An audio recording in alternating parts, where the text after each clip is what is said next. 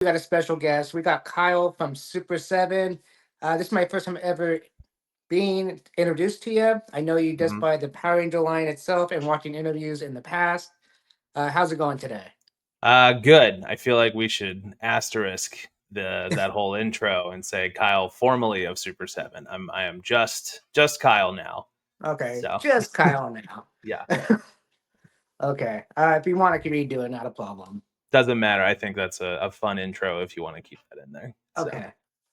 All right, so how you doing today overall? How's things going? all things considered, I think I'm doing pretty good. Had my birthday earlier this week, and despite everything that happened, I had a really good outpouring of support from colleagues, friends, former coworkers, even complete strangers who reached out and support, and were I mean, including you. I mean, here we are right now, right? We're talking, so it's been cool. So all things considered, I think I'm doing pretty good. Awesome.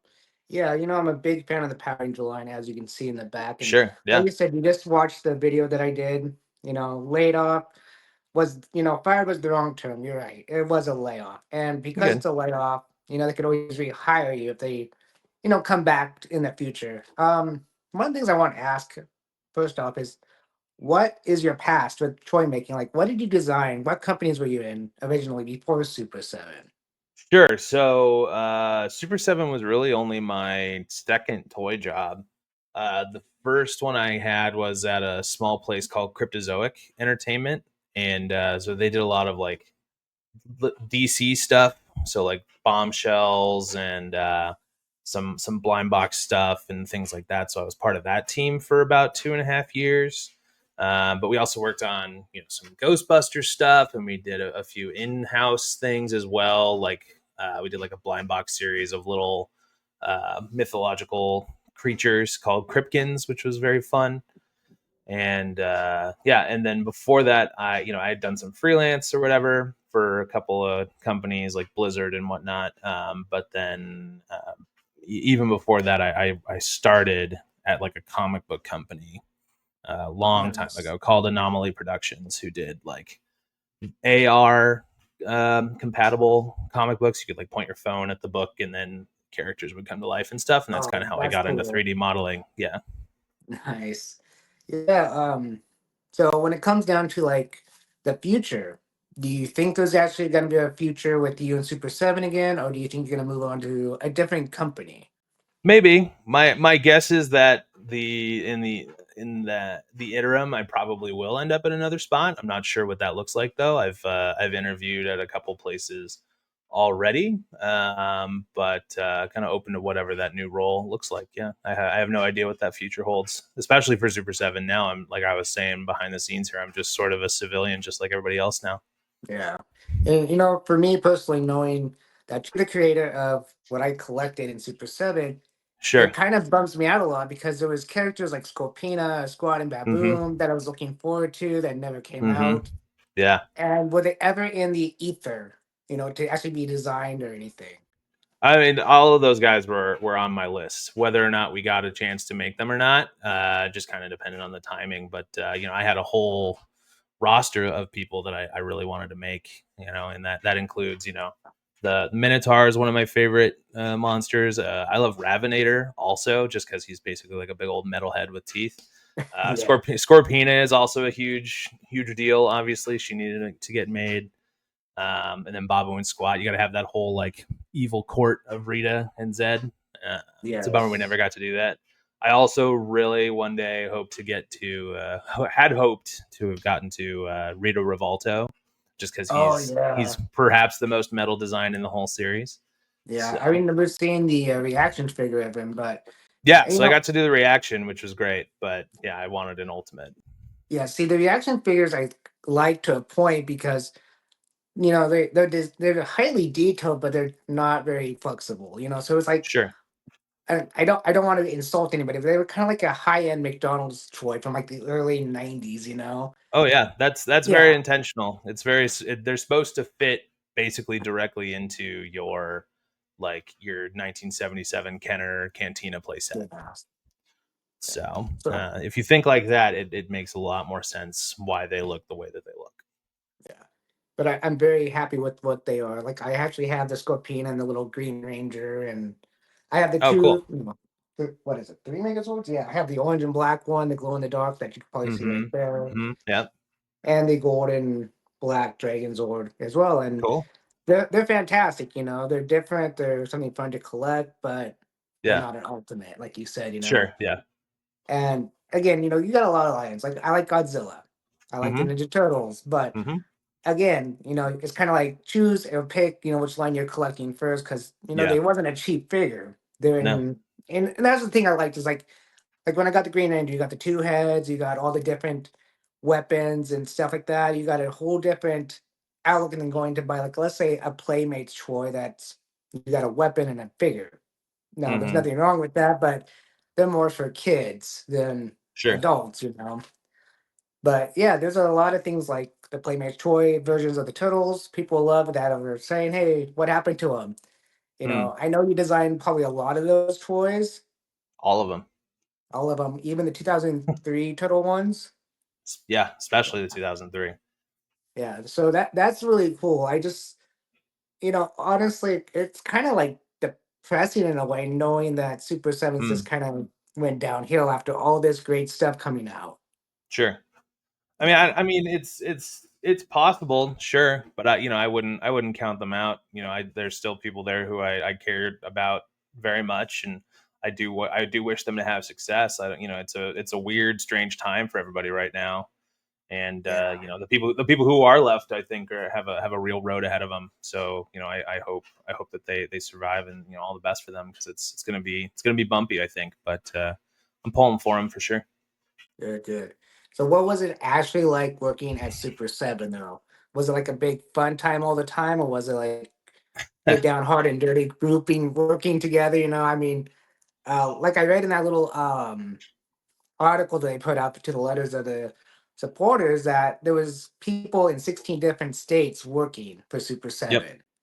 Yeah, we were all That remote for the most part. okay, so that's kind of interesting. I didn't know that. When you learn about a company later on, it's like, wow, that's crazy. I thought there Yeah, was like a building where everybody would like come together, like a normal corporate building and talk sure. design. But I guess you guys are just all over the country. Yeah, there used to be one, or I mean, there still is one, but nobody goes there anymore. It used to be in San Francisco, and that's where that's where I went when I started.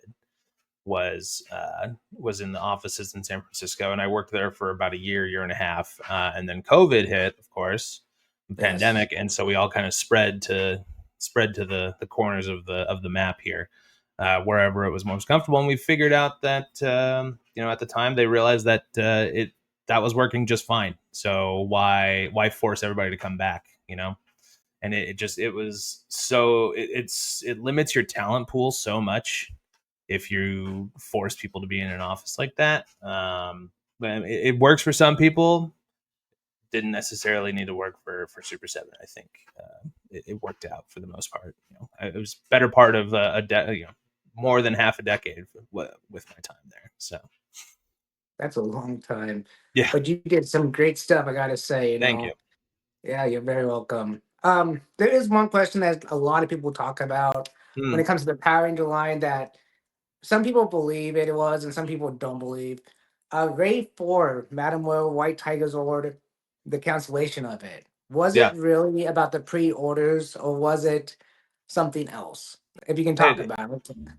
no, it really was about the pre-order numbers. They just weren't there, and they weren't high enough to justify the cost of manufacturing, which I think at the time people were pretty used to, like, oh, I'll just wait for a sale or whatever. But like that was also still a time when they were like really like dependent on the pre-orders to help them gauge sales and understand like if a project was worth doing. And but at that time it hadn't happened for a while that oh, there aren't enough orders, so we're not going to make it.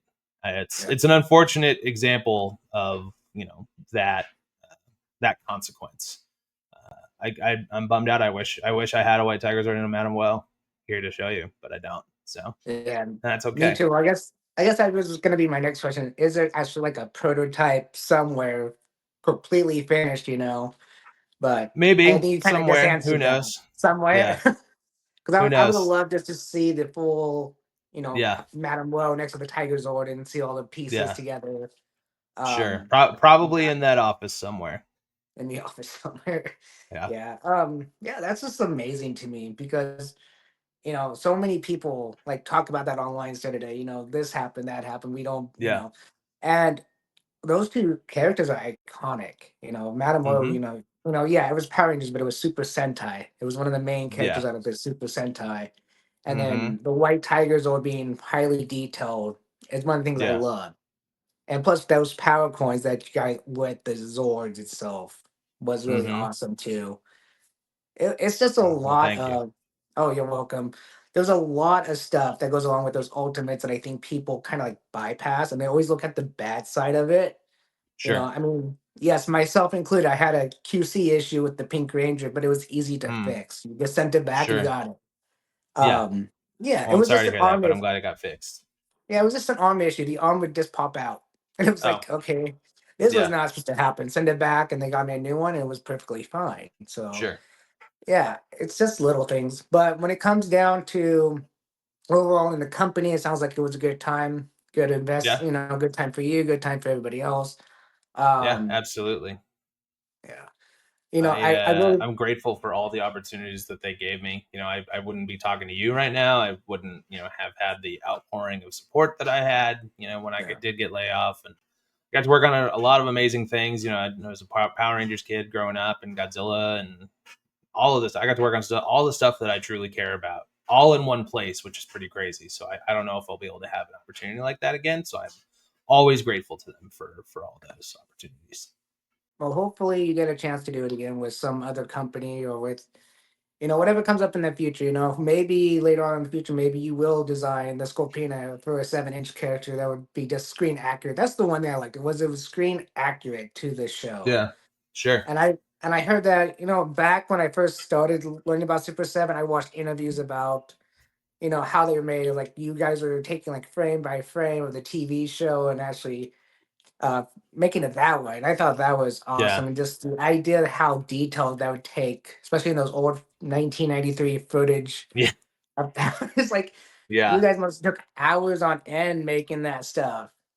Definitely. And what's fun about that though is that a lot of it, uh, like obviously the Power Rangers is like how it was our entry point to it, but to get some of that good reference, we actually scoured the Sentai because there's even better footage there. Yeah. I remember specifically that we had, at the time we had a guy named Augie who was our researcher, and he like helped me find a lot of this stuff. And I remember he and I talking about it, and he like you were saying, like frame by frame went through the Sentai specifically because we were trying to figure out what Rita's shoes look like under the dress, and we couldn't find that. But there's one scene at one point where she's like flying around on her flying like uh, bicycle, that Bicycle. like Yeah. old timey thing, and she's like pedaling, and there's like 3 frames where you can see her like ankle boot below the dress, and I was like, right, stop it, right there, get it, like, so Oh we can wow. get that. Like that's the level that we had to like get into, and it was like you scour episodes just to even find something like that. So it's not like No, like a main feature in the trailer of the episode or anything, right? So right. kind of That is wild. some crazy. Wow. Yeah, when I got the Rita, I didn't think about it. I just thought maybe you just threw something underneath there, like okay, it's a shoe, something nothing important, but wow, No, that that's is from the Sentai. insane. Yeah, Yeah, I would have the never color, spotted that. the cut, all of it. Yeah, it's wild. Yeah. And So see, that was the other thing, like Rita, when Hasbro did the Lightning collection, what was it, 30th anniversary yeah, remastered version? uh-huh. I think your Rita Repulsa's face is a lot better than the one they did. And Well, thank you. I like their Hasbro one too, just as well. yeah. So But overall, I think your guys' design, the detailed work of it is so much better than what I've seen in the past. I mean, I love mm, Bandai's toys, but yeah, again, it's something about it. It's so different. When it comes to the Megazord, even, it was just a great idea of taking the actual footage and making the boxy Megazord not one that connects and make yeah. it look like a robot. It's more boxy. I think that's hmm awesome. Thank you, But thank you. let's talk about some totals because totals is a Sure, big deal. And one sure. thing I don't remember is anything doing for the 40th anniversary of Turtles? And I could be wrong, and maybe I missed it. But did Hmm. Super 7 do anything for the 40th anniversary of Ninja Turtles? Well, we had the Ninja Turtles. They had the Ninja Turtles pop up in San Diego at first San Diego Comic Con during the 40th.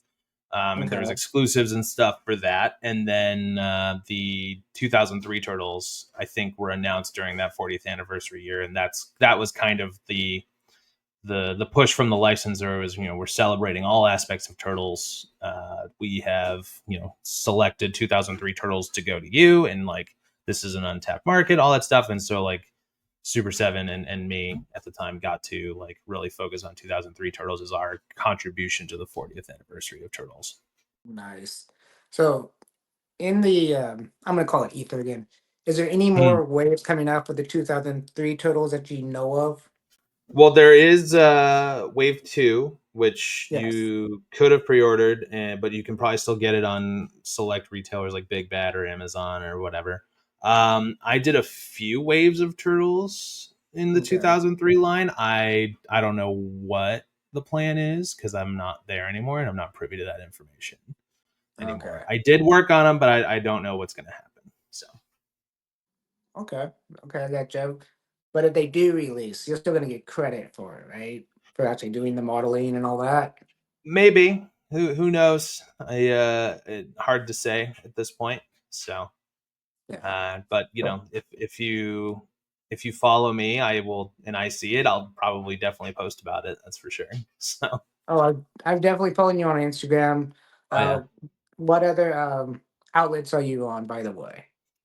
Really, Instagram is just the only one. I have a Facebook too, Okay. but it's really just for personal stuff. I actually try and limit my social media time as much as I can. I find it to be exhausting at some points, but then elevating in others. Like when Yeah. this happened, I had this huge outpouring, and I felt the love of the community, which was very very cool.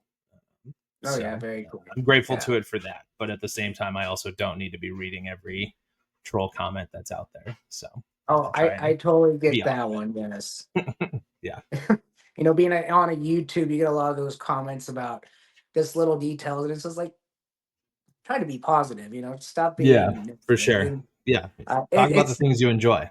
yeah, exactly. I mean, that's the whole point of doing videos like this or videos that you enjoy doing. But Mm-hmm. yeah, it's kind of an interesting thing. I never thought I'd be able to talk to someone from Super 7 or past Super 7 employees. So I'm very Hmm. grateful for that because I Sure. tried to get in touch with Brian Flynn and it was never, it's always like nothing came out about it. Hmm. So, and I don't know if it's just him being him, like looking for certain people to talk to, or if it's just timing or what it was. But at least I get to talk to the creator of the Troy line that I got to collect. So that actually Sure. makes me more happier. Well, that's good. What I will say though is that I don't think Flynn has a malicious bone in his body, so I wouldn't take any of that personal. But also at the same time, like yeah, I was lead design on that line, but it's also an extremely collaborative art form. Yeah. So while I designed a lot of it, guys like David White, the Four Horsemen, Big Shot Toy Works, they sculpted it, painted it, all this stuff. Like there's so many people put so much work into every single one of these toys. So I mean, I always say this whenever I do an interview: if you learn nothing from me today, it should be this.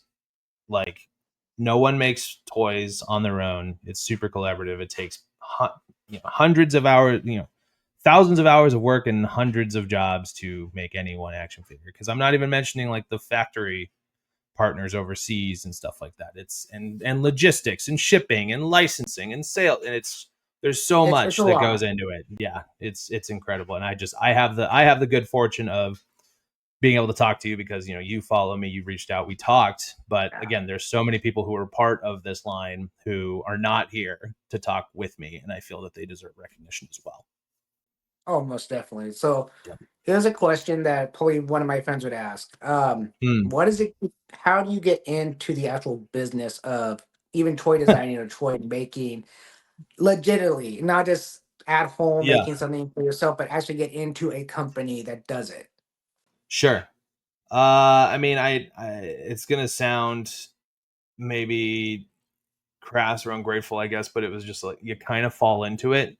Everybody I've ever talked Yeah. to who does this professionally is just like, yeah, I went to school for industrial design or graphic design, but here I am working on it, like, and it's once, but like once you're here, you don't ever really want to leave. I got So you. I mean, for me, it was like kind of a long and winding road, and I always say that I kind of Forrest Gumped my way into this whole situation, just kind of stumbled in, and so believe it or not, um, I played water polo in high school and had a coach there for a couple years. Super nice guy, super nerdy, always wore Star Wars t-shirts and that kind of stuff.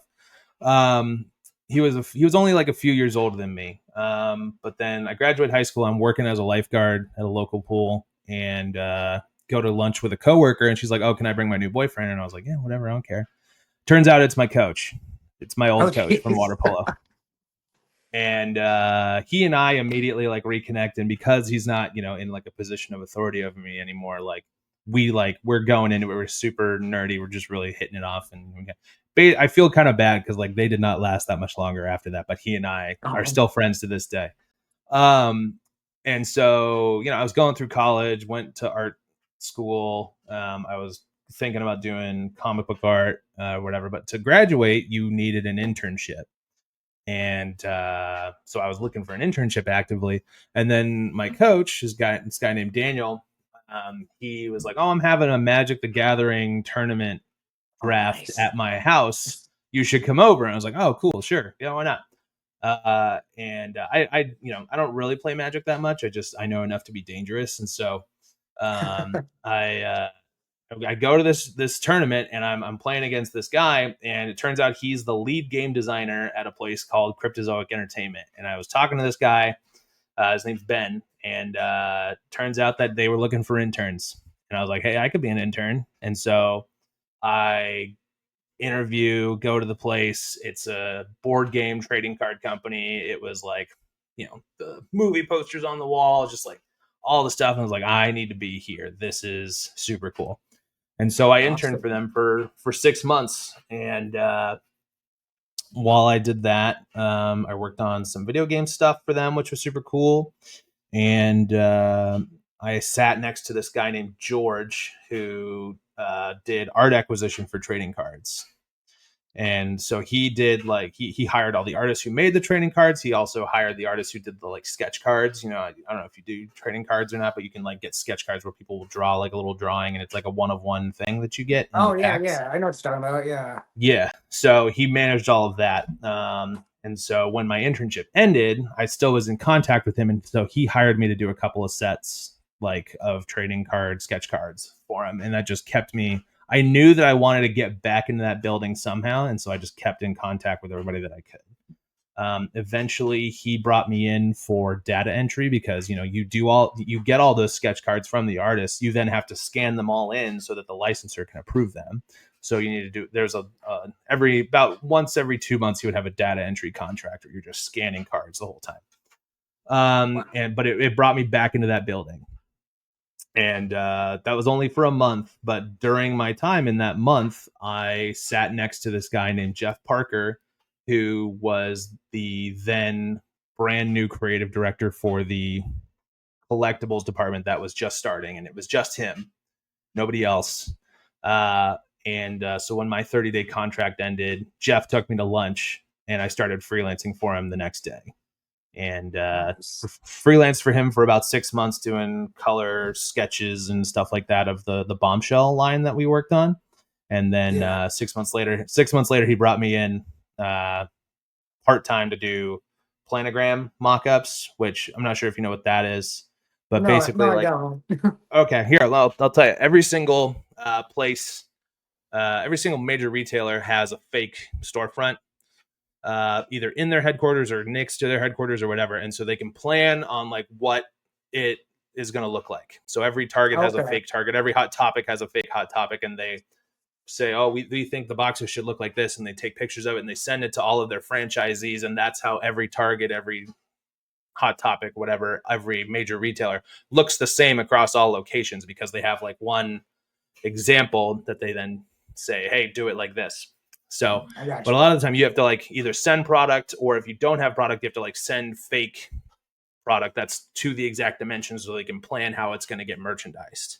And so my job at Gotcha. Cryptozoic originally was to make fake boxes so that you could send them to Hot Topic to then have them be, placed correctly and merchandised correctly when the product did show up. Um, and that only went along for like maybe 2 months, but then they brought me on full time and as a designer and all that. So that was probably that was about a 3-year process from that first internship to getting a full time job as a toy designer. So Wow. yeah. Yeah. So, out of your whole career, what was your favorite design to actually design? I mean, there's a lot of ones that I had a lot of fun with.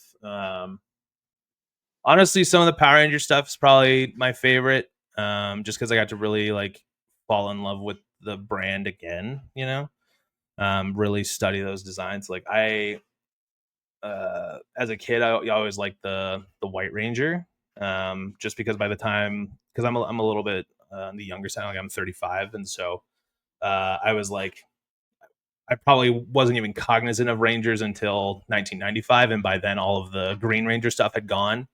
Yeah. All they had left was the White Ranger stuff. So I was really big into White Ranger, but I didn't realize, basically I didn't realize that Green Ranger was even a thing till I was like 10 or 11, because it was just like out of sight, out of mind. And Yeah. so getting like rewatching the show a bunch of times, realizing how rad the Green Ranger is super cool. But the thing that I was like super surprised by was um, how much I love Goldar. That I Oh, think that design is like one of the coolest villains, like quite possibly of all TV history. Like it's so rad. The like armor, he's like a manticore with like lion and scorpion parts, and like yeah, he's super cool. yeah. I love him. And so that's still probably one of my favorite ultimates that I've done, is that Goldar. There were some QC issues on him, which is unfortunate, but I think like Yeah. I remember. I anybody remember who knows watching those. Goldar is like, anybody who knows Goldar would see that thing and be like, holy crap, that is like, that's the best Goldar that's ever existed. I'm pretty pumped on that. Oh, I And totally then agree with you on that yeah, one. yeah, probably the second one, my other favorites are any of the heavy metal stuff that I did. So like Motorhead, Lemmy, like Ghost. I did King Diamond, Cliff Burton, like all these like heroes that I grew up listening to and loving, and still like worship and listen to this day. So like that was really really fun. Well, the one thing that Super 7 hadn't brought out yet, I'm saying yeah, because it's always a possibility. I'm waiting for a Mm, Randy Rhodes yeah, ultimate, Polka Dot Flying V or the yeah, V2. yeah. That one would be awesome to see, and I would buy that in a heartbeat because I'm a big I know. Randy Rhodes fan. I would love Randy Rhodes. It'd be so good. I mean, so much. I Well, I I also hope studied they make him. it. So Yeah, I studied Randy note for note for like years when I was a teenager. yeah, So having like an excuse me, having like an ultimate figure would just be awesome to have. yeah. And so I hope maybe one day Super 7 will do that, but who knows? Who knows? Yeah, we'll Yeah. see.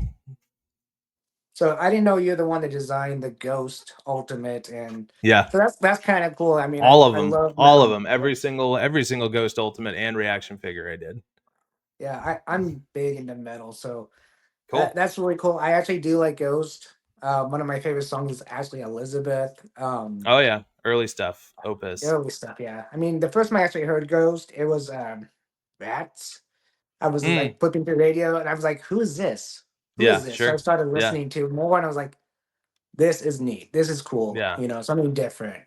You seen them Um, live yet? no, not yet. I have not got a Yeah, chance to, but that's just because I've been busy doing normal sure. day people stuff. Yeah, for sure. Yeah, but no, metal is like the biggest musical genre that I listen to overall, and it's Same. fantastic. Yeah, we'll have to do a second stream where we just talk about music the whole time. That'd be awesome. Yeah. So, anyways, this has been fun, Yeah, man, and it's been great.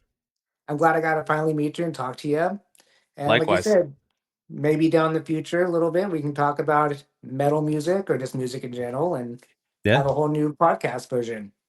works for me. I'm down. So, Awesome. Well, thanks for joining me here, and I will talk to you very soon. of course. See you, David. See ya. Peace.